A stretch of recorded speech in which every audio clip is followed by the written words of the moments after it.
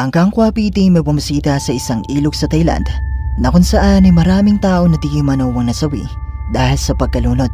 Kaya naman pinaniniwalaan na may mga kaluluwang gumagala at nagpaparamdam sa lugar na ito. At sa pagbisita nga ng grupo sa lugar na ito ay sinubukan nilang mangalap ng mga patunay kung totoo nga ba ang mga kwento-kwento. อะไรวะเดี๋ยวอะไรอะ อะไรแดงๆอ่ะ เดี๋ยวมันเสาไฟป้าทำไมมันมีแสงด้วยอ่ะ ใช่เหี้ยคู่เลย เดี๋ยว มีไฟแดงคู่อ่ะ ไฟแดงเหรอ ตาเลย ใช่เหรอมันเป็นไฟงั้นอุ๊ยไม่ใช่เดี๋ยวกูขนลุกว่ะทำไมทางนี้วะอะไรวะเนี่ย เฮ้ย เฮ้ยเฮ้ยเฮ้ยเฮ้ย เฮ้ยเหี้ยหมาตัวใหญ่จังวะใช่ไหมมึงเหมือนเห็นเหมือนหมาจริงๆเลยเฮ้ยใหญ่ยังก็วัวก็ควาย มันหายไปไหนวะ เหี้ยตาแดงด้วยมึงเห็นไหม เห็นมั้ยเนี่ยไม่ตัวเมื่อกี้อะ ตาแดงเลยนะ ตัวอย่างใหญ่เลยกูคิดว่ามันหมามัน Habang nasa tabi ng ilog ang grupo, nakakita sila ng kulay pulang ilaw sa dilim na mistulang mga mata. At maya-maya pa nga ay nagpakita sa kanila ang imahe ng isang itim na aso na may kulay pulang mga mata na halos kasing laki di umano ng isang kalabaw.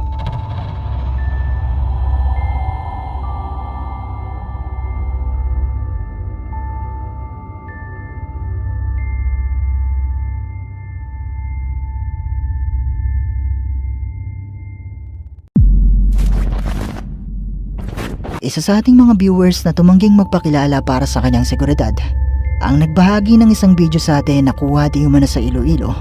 Isang gabi nang may makitang kakaiba ang mga residente na nagawa din nilang i-record sa kanilang camera.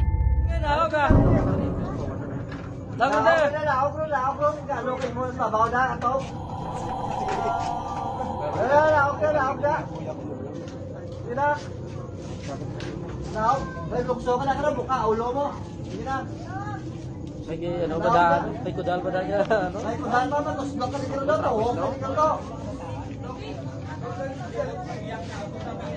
Dapat sa biyak to. Kasi gaya mataya oh. Hindi ito ganun kadali makita, pero itinuturo ng mga residente ang mistulang isang tao na nasa bubong na ayon sa sender ay isa di umanong aswang. At tandaan nyo, ang mata nating mga normal na tao ay hindi naman umiilaw sa dilim. Gayunpaman, hindi tayo sigurado kung ito ba ay totoo, pero malaya kayong i-comment sa ibaba kung ano sa tingin nyo ang isang ito.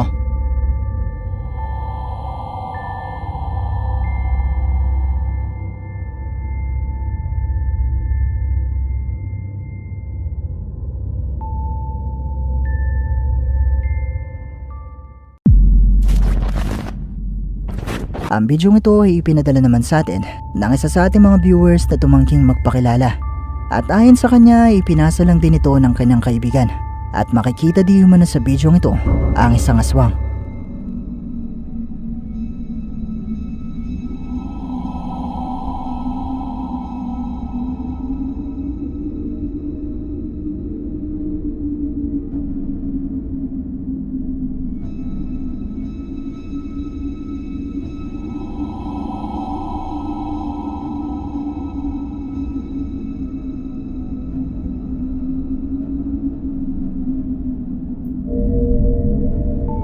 Makikita sa bidyong ito ang tila isang matandang babae na gumagapang sa lupa at may umiilaw na mga mata. At ayon pa sa ating sender ay kung pagmamasdan mo pa di umano ito ng mabuti ay mapapansin mo na lumalaki ang bibig nito.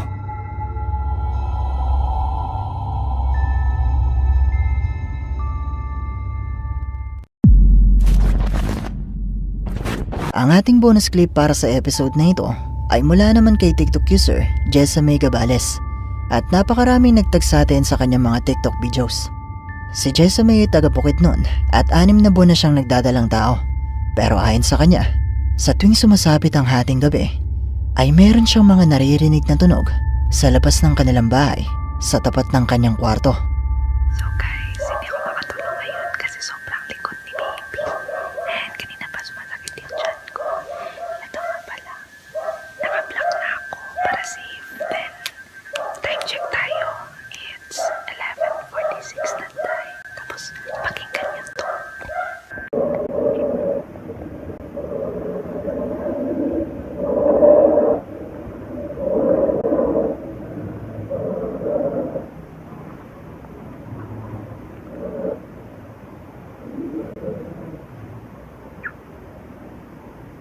So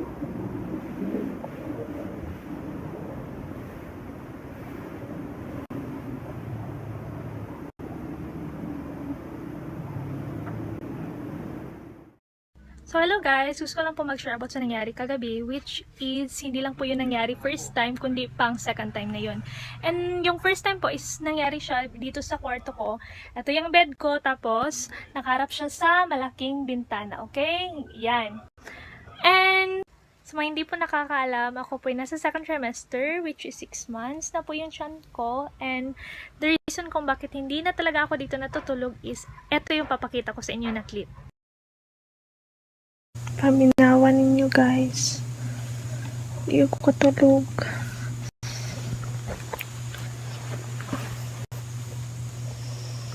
Sakit kayang tiyan.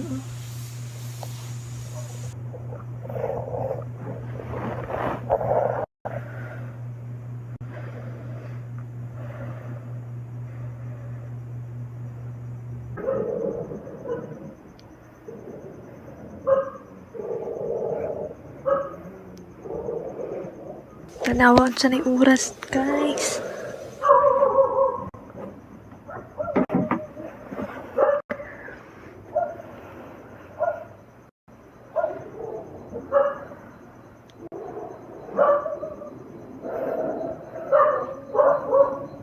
Normal na ni. Hindi ko katulog ay.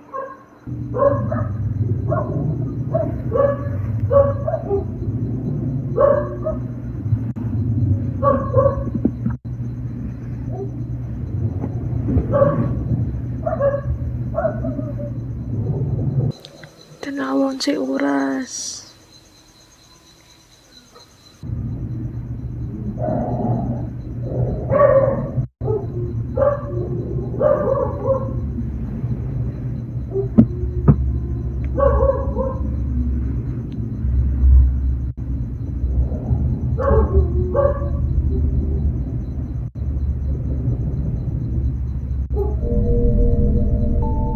Malinaw na maririnig sa bidyong ito ang mistulang tunog ng isang mabangis na hayop o ng isang aso na mukhang nasa tapat nga lang ng kanyang kwarto.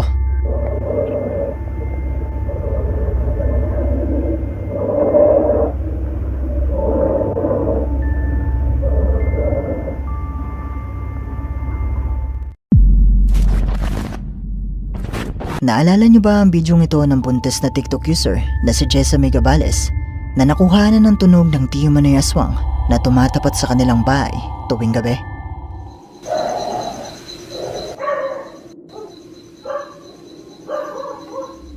Nitong nakaraan muli siyang nag-upload ng panibagong video na kung saan ay meron siyang nai-record na mas kakaiba. Hello guys, ang kakagising lang namin and kasama ko ngayon si mama kasi nga hindi ako makatulog and ngayon nilalagnat pa ako. And alam niyo ba guys, ito na yung oras, 12:58 and di ako makatulog kasi nga nilalagnat pa ako ngayon. And tanong ko lang guys, kung meron po bang baboy na palaboy-laboy sa ganitong oras, mga 12:58 po. And guys, take note, wala pong kapitbahay namin na nag-aalaga dito ng baboy. Pakinggan niyo po ito. Wala nga baboy.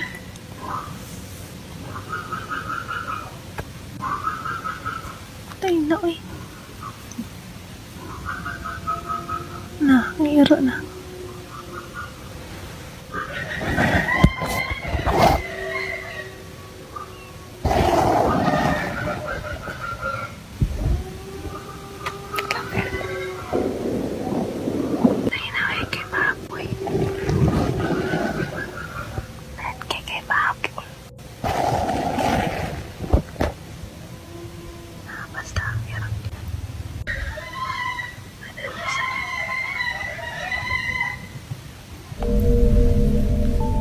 Bukod sa maririnig mo sa bidyong ito ang pagkahol at pag-alalong ng mga aso, maririnig din di umano ang mistulang tunog ng isang baboy na nasa tapat lang ng kanilang bahay. Pero ayon sa kanya, wala naman di umanong nag-aalaga ng baboy malapit sa lugar nila.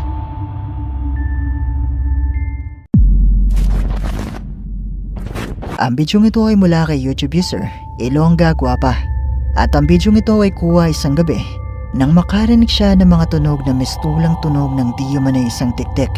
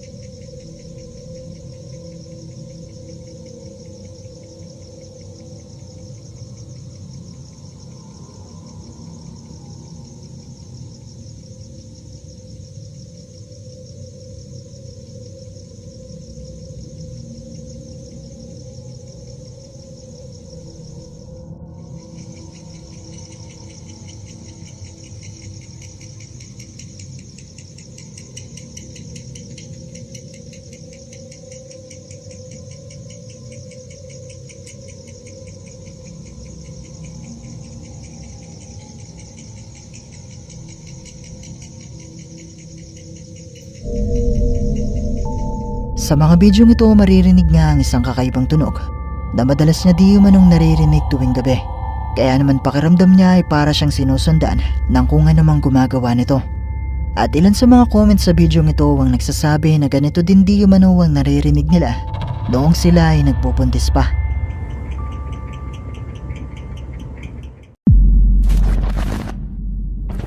Ang sikat na YouTuber na si Omar na may-ari ng YouTube channel na Omar Gosh TV ay nakatanggap ng isang email mula sa isang Pinoy na nakatira ngayon sa US para paimbestigahan ang kanilang tahanan na di umano'y haunted.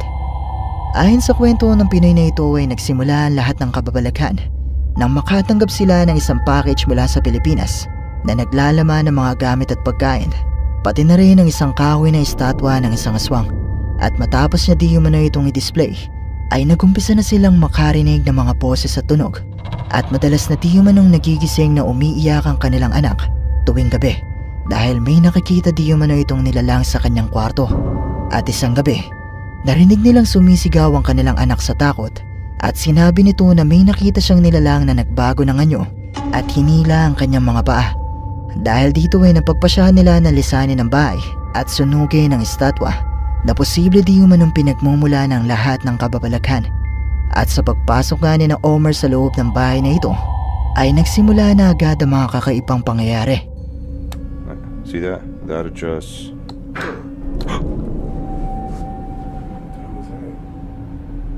don't know.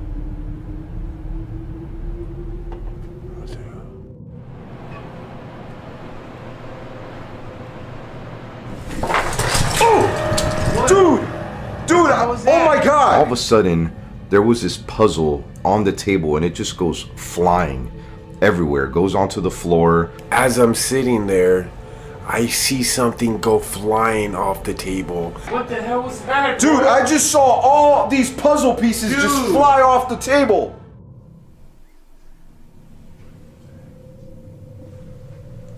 You heard that? Oh my god, bro. Whoa, just moved again. Dude, no. Take it back. Take it back. I don't like it, bro. It's coming right back. Hello? Yeah, go in there. Show yourself if you're here.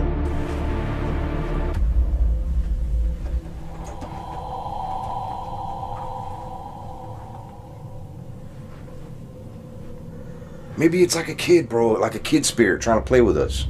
Bro, I don't feel like it's no freaking kid, bro. Nagumpisa silang makarinig ng isang tunog mula sa dining area at nang sinubukan itong lapitan ni Omar ay bigla na lang naglipara ng mga puzzle pieces na ito. Matapos ito ay nakita naman nilang gumulong ang bolang ito na nasa tapat ng isang kwarto, pero nang sinubukan nila itong silipin ay wala naman silang nakitang kahit ano na naroon. Di pa siya nagtatapos. That's a lot. Cora, Danny. And Rob. So what pushed that ball earlier? I heard ball, I think. Why did you take over this house and kick the family out? I'm gonna just let this play, and you let me know what you want to say to us.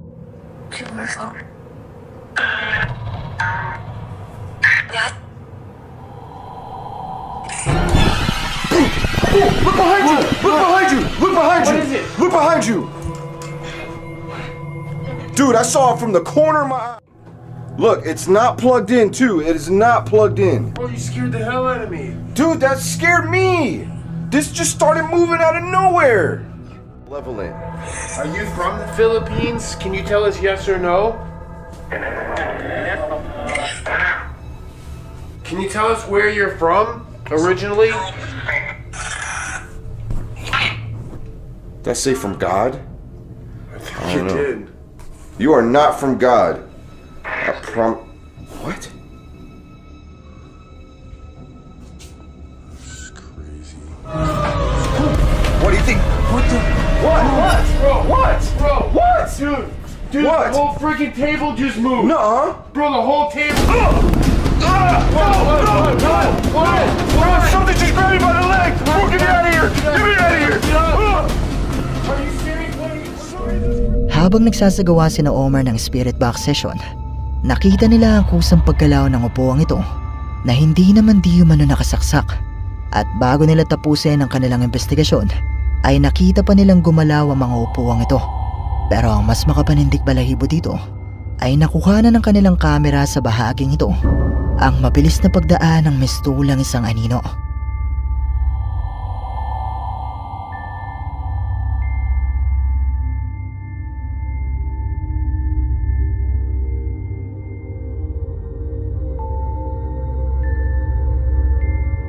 Hindi ito napansin na Omar ng mga oras na ito at hindi din nila ito nabanggit sa kanilang video at itinuro lang ito ng ilan sa kanilang mga viewers. Pero ang mga tunog at mga pagpaparamdam kayang ito na naidokumento ni Omar ay magpapatunay na totoong haunted ang bahay na ito. Isa nga kayang multo ang nagpakita sa bahaging ito. Ang estatwa nga kaya ng isang aswang ang may kagagawa ng lahat ng mga kababalakang ito. Kayo, ano sa palagay nyo?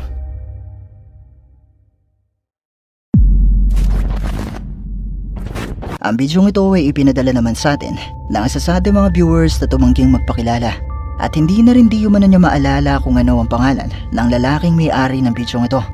Pero sa bidyong ito di umano, nakuha alas 4 ng madaling araw ay nagpakita sa lalaki ang di umano isang aswang na nagkatawang baboy. Guys, kinabahan ako. Mag-aalasin ko na. Mayroong nakita yung tatay ko na baboy ramo sa labas. Kulay itim ang laki. Ito, ito.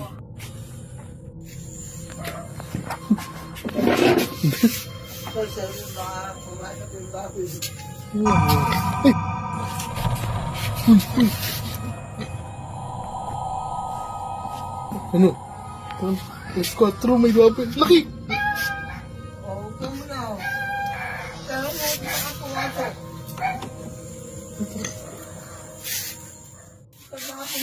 Hindi tumayo. Hindi papasok. Ito nasa pinto yun, binabantay niya. Uy, alas 4 na. Alas 5 na, anong ginagawa mo dyan? Shhh! Uy! Uy! Uy! Uy, gabi.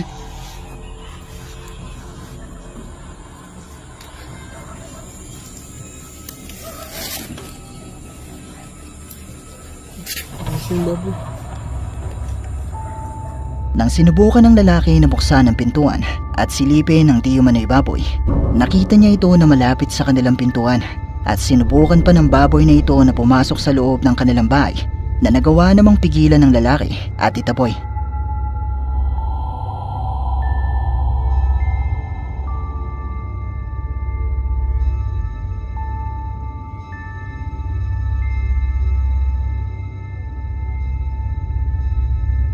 Matagal ng kwento-kwento na ang mga aswang ay may kakayahang mag-anyong hayop, kagaya ng pusa, aso at baboy. Pero hindi ako sigurado sa isang ito, kaya naman malaya kayong i-comment sa ibaba kung ano sa tingin nyo ang isang ito.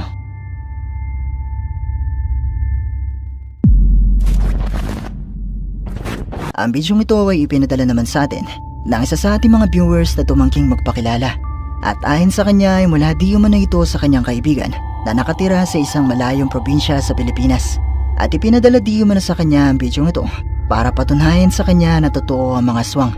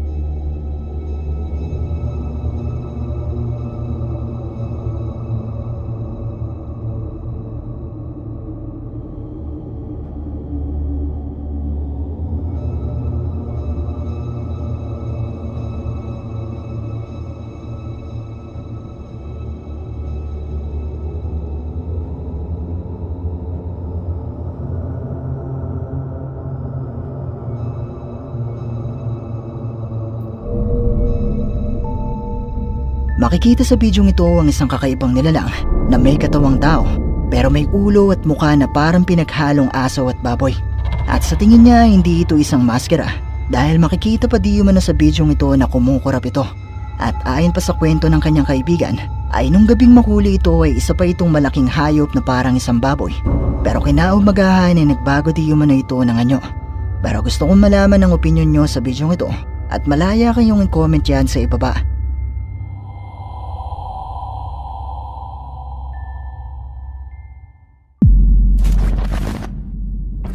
May isa sa ating mga viewers ang nagpadala ng isang lumang video. Nakuha pa di umano ng kanyang yumaong lolo na isang Amerikano na napangasawa ang kanyang Pinay na lola. At ang bidyong ito ay kuha isang gabi sa isang probinsya dito sa atin sa Pilipinas habang ang kanyang lola ay buntis noon at binabantayan ng kanyang lolo. Dahil may kakaibang nilalang di umano noon ang umaalikid sa kanilang bahay na nagawa din namang kuhanan ng video ng kanyang lolo. Narito ang video at pagmasdan mo ito ng mabuti.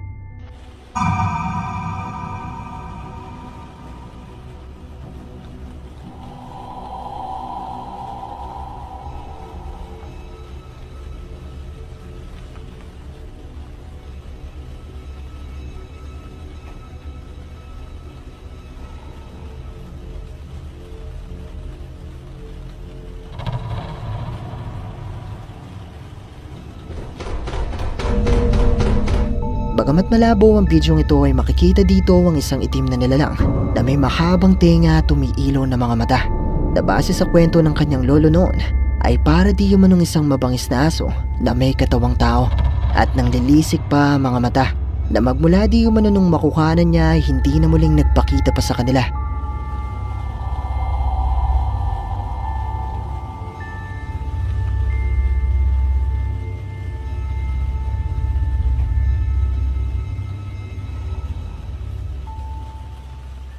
At dito na nagtatapos ang ating video. Kung nagustuhan mo ang video ito, sana ay mag-iwan ka ng like at ng iyong komento. At kung hindi ka pa nakasubscribe sa channel na ito, ay mag-subscribe ka na at i-hit mo na rin ang notification bell para updated ka sa mga bago nating upload. O paano? Paalam mo na sa ngayon at kita-kits na lang sa susunod nating video. Maraming salamat!